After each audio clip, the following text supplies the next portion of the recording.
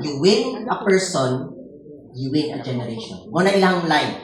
Once you win daw isa ka estudyante sa campus, you win a generation. Ang ilang pasabutan na is, once mawini mo ang bata, manurture mo, kanang tawhana, once manurture mo taro, ma-disciple mo taro, kining tawhana mo, share mo gina siya sa iyang pamilya. Once matarong ni mo nurture, ma-disciple mo siya tarong, kanang ganing, dili lang ka kutob na mutudlo sa pulong sa iyaha, kundi tudluan nimo siya na mutudlo sa pulong ngadto sa uban. Nakuha ninyo? Naay difference kaning mutudlo ta sa pulong sa Ginoo. For example, itudlo ko kay Bernadette. Okay man na siya, nindot siya. Wala siyang spiritual addition. Mutudlo ko sa Bernadette. Pero different kayo na tudloan ako si Bernadette kung saan pagtudlo sa uban. Nakuha ninyo?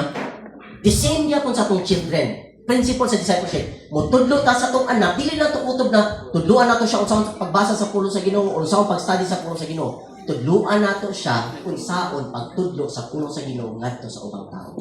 And that is discipleship. Muna, importante kayo, no? Once we build legacy, pag mahimo silang responsible na mga anak, even responsible na citizens, mahimo silang responsible sa community, mahimo silang responsible towards the next generation. Na di lang sila maghuna-huna sa ilang kaugalingon na pinanggan, mag-improve ko, madato ko.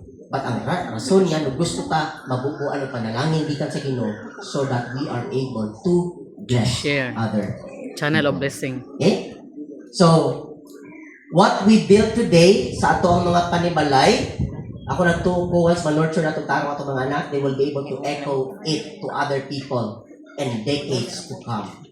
Again once mo nurture ka, once mo disciple ka isa ka tao, that person will disciple other people, and those people will disciple others. Muna siyang ulihin sa 2 Timothy 2:2. And the things that I was heard of me among many witnesses, commit thou to faithful men who are able to teach others also. Na yung generation sila. Paul telling Timothy to commit thou to faithful men. So na yung faithful men, ikatulo. So si Paul ngayon siya kay Timothy to commit thou to faithful men who are able to teach others also. Naka ninyo? So, generation. So, dili pwede na kuto pero isa ka generation. Ang goal nato is up to the 4th and the 5th and the 6th generation as the Lord builds it. No? So, it will echo for decades to come. So, God's design is not just to bless you, but your household and beyond. So, mubalik ka pa niya sa, sige tayo balik-balik sa amahan na, ako gyapon ibalik gyapon siya sa amahan. Kay kabantay mo, kasagaran instruction sa airplane, kasi nakasakay ka airplane dali. Ako. Pag na-emergency, unsa ang dapat buhaton? Una ba nimo i-take care mo anak? Or imo paugalingon usa? Unsa to ba? Kinsa man dapat i-take care nimo? No? Paugalingon kay unsaon nimo pag-take care sa imuhang anak kung ikaw mismo unsafe ka, wa ka naka-seatbelt.